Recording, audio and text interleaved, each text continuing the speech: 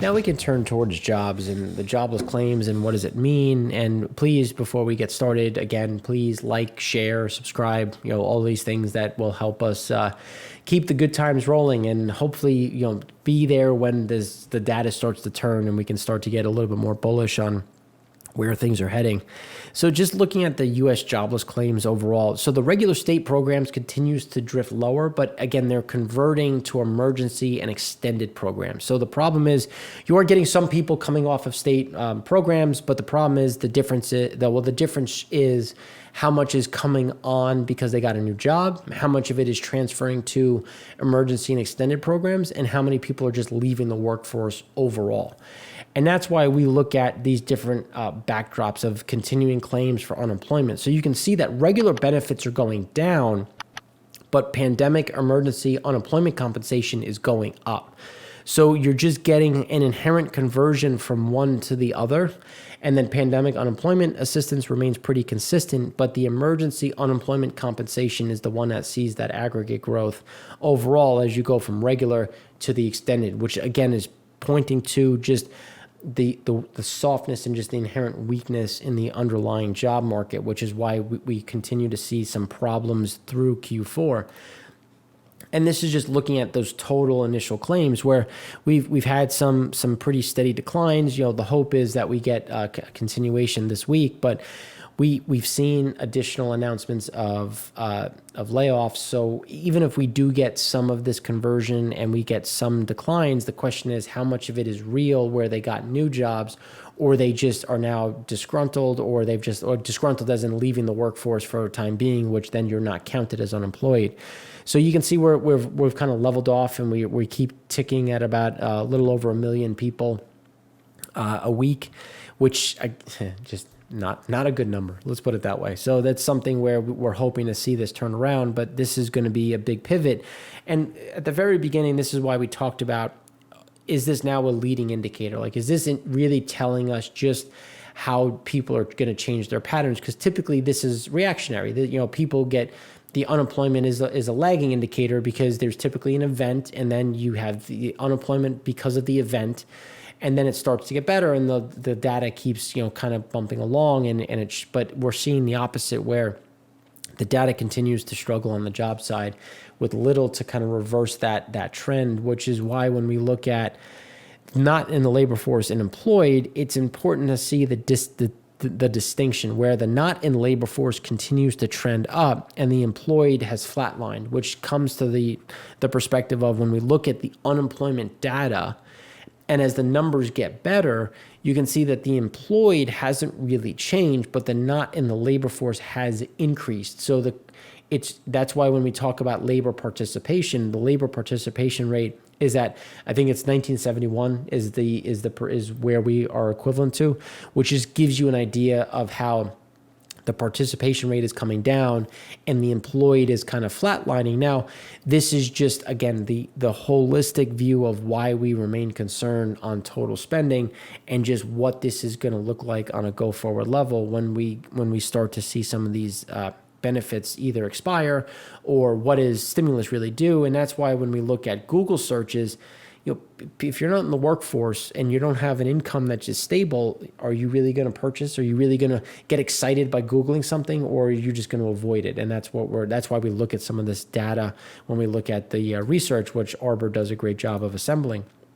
And here's another one in terms of just the searches for career changes. When we look at jobs and education, job listings, all of it is drifting to the downside, and you're seeing this pressure in terms of just people not searching for jobs or just, maybe hitting pause because they're, either depressed or need a break. And this is something where you're starting to see that happen in the total market overall. Now, with that being said, the jobs listings have gotten better. Indeed.com is one that we've been following, and the Economist is on Twitter, and he puts out some fantastic research, and I think it's Jed, but I'll post it in the comments if you're interested in following him because he's very good.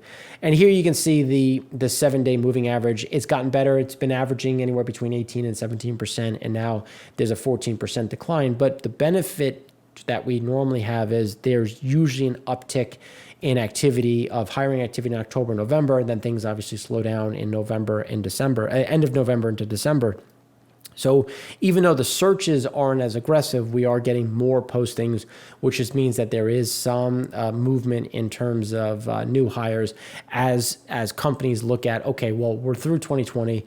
Hopefully we get out of it alive. And what does 2021 look like? How, can we hire? Do we have, what are views on revenue? What does the budget look like? And that's where we're going to start to see some of those additional data points. Just looking at some of the U.S. moves, and the leading index came in fairly in line, about 0.7. Existing home sales can't stop, won't stop. Everything continues to come up roses when we look at existing home sales month over month. Manufacturing activity continues to be fairly strong, as we talked about Kansas City. This is something where, and then we'll go into a bit more detail on the existing home sales, because that's something that is going to start to slow down, but still remain robust, just because we had some delays with getting mortgages, getting rates approved. But the bigger one that we want to talk about is the manufacturing service and total composite PMI. So manufacturing came in fairly in line with where the expectations were. Services was the one that had a nice pop to the upside, where it actually beat by a small margin in terms of the expansion, with putting a composite of about 55.5. The issue that we see going forward is that the services are starting to slow. So this is something where October looked good, but the question is, what does November look like? And we think that there's going to be additional headwinds in November as we see some of those slowdowns. Manufacturing, we think, is going to stay relatively stable at this expansionary level, but we're starting to see some softness in the U.S. services side, which is going to shift that down. Now, when we say shift down, we still think it's going to be an expansionary territory, just not at the same level of 56, but something closer to a 51, maybe a 52, based on just some of the data points that we've seen over the last few weeks, and then kind of what the trends look like as we go into November. Again, election is coming. Stimulus could be just around the corner. So, stay tuned. We may have a completely different take next week, but excuse me, the way we view this right now is kind of how we're kind of projecting this on a go forward level. Now, when we look at the new home sales overall, when we're looking at the new homes, so that the previous one was existing home sales. Now let's look at new home sales.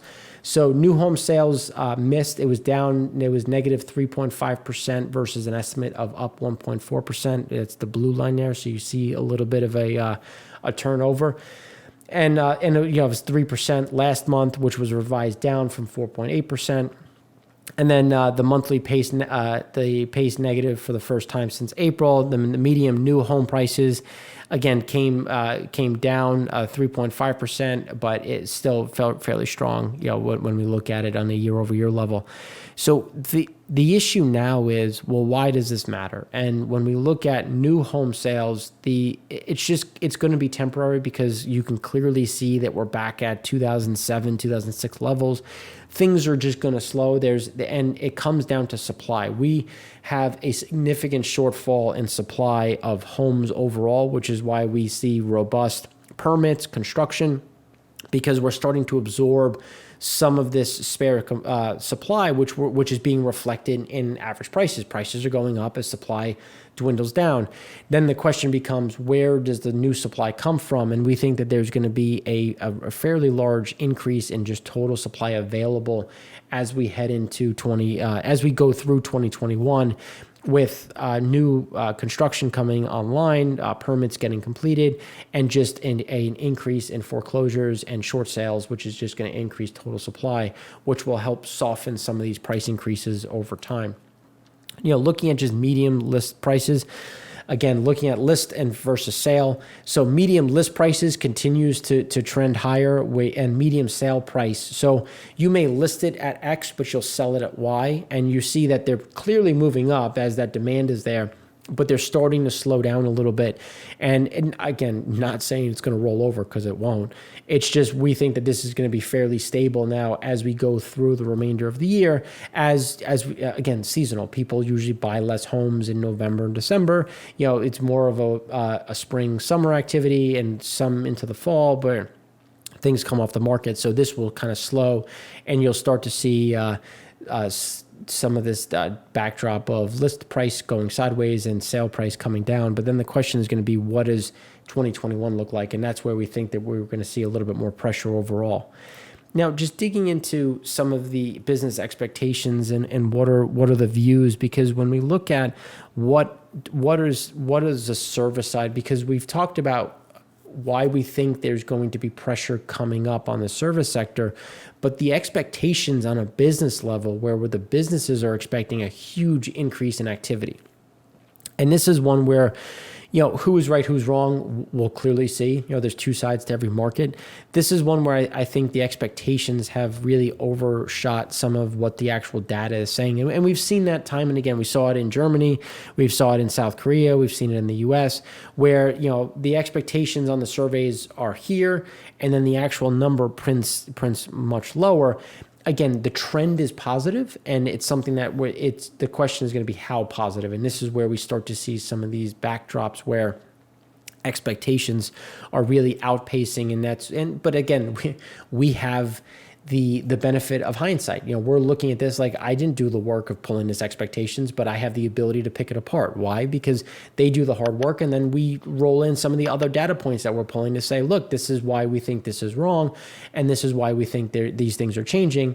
Obviously, COVID cases are increasing. Europe is going to some lockdowns, and there's going to be some pressure overall in the market that we will be subject to just because of those issues.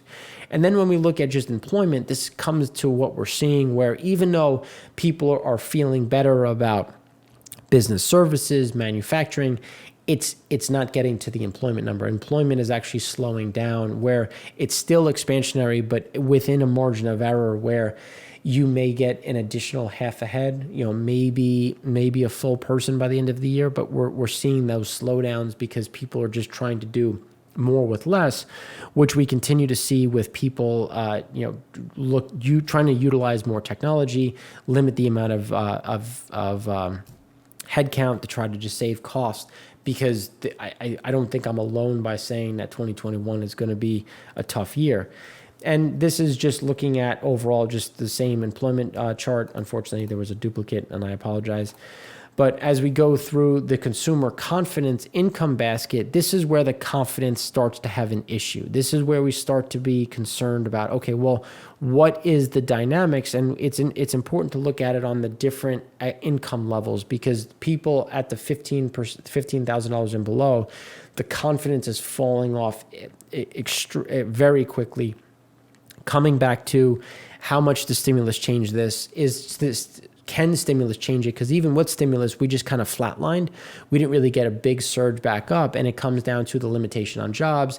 And this is where we start to look at consumer spending and what does that holiday really look like as we get this final push into Q4, which is where we start to see some of those headwinds materializing. And again, it's coming to the delinquency rates. What is happening on the delinquency rates on the commercial mortgage-backed security side? Retail all property, you've seen an increase and now a stabilization.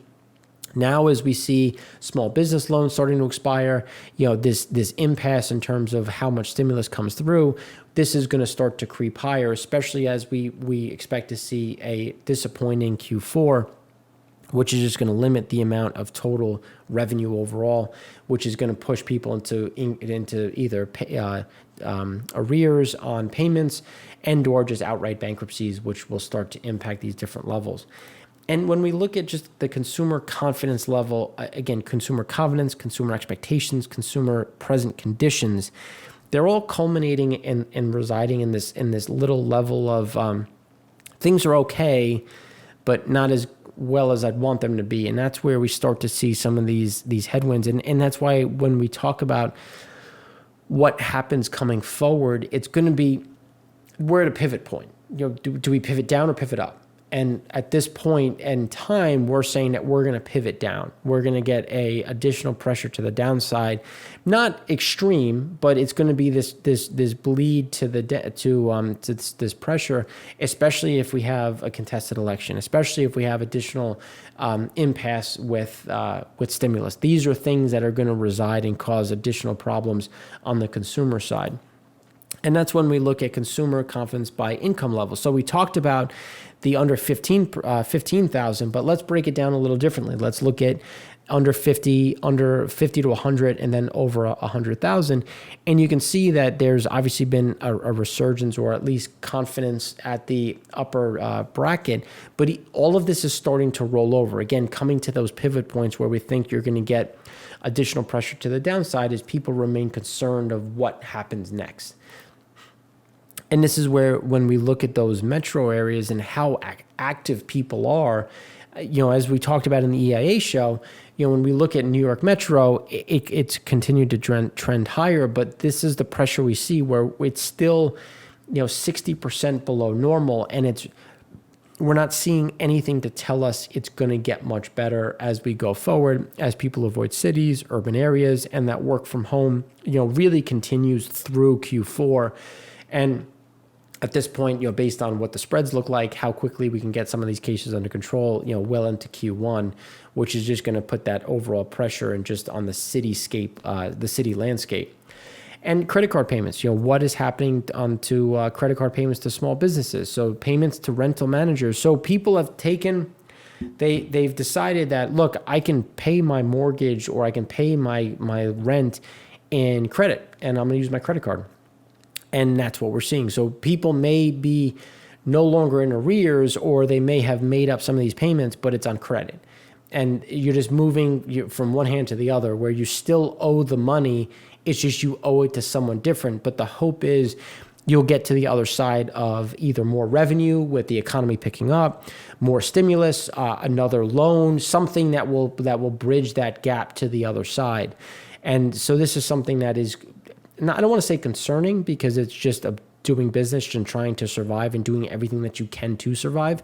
But this can easily increase the amount of potential foreclosures as we go through the remainder of the year. And if there's this bigger impasse in terms of revenue and just what does 2021 look like, if bankruptcies start to increase, renters are just not going to pay. And then the landlords will just be sitting there with an empty studio, empty retail space that is just going to have to be rented at either a lower price, or it will just stay empty, and then that'll continue to bleed against the mortgage. No revenue, no movements. Again, the overall slowdown of COVID that will reside even after a vaccine or something else, because these are bigger problems. And we saw it starting before 2020. Again, going back to 2019, we saw the use of credit increasing. We saw it drop off because people shut down, people delayed payments, and now it's back with a vengeance. And it's going to be, I think, a longer term problem as we go forward.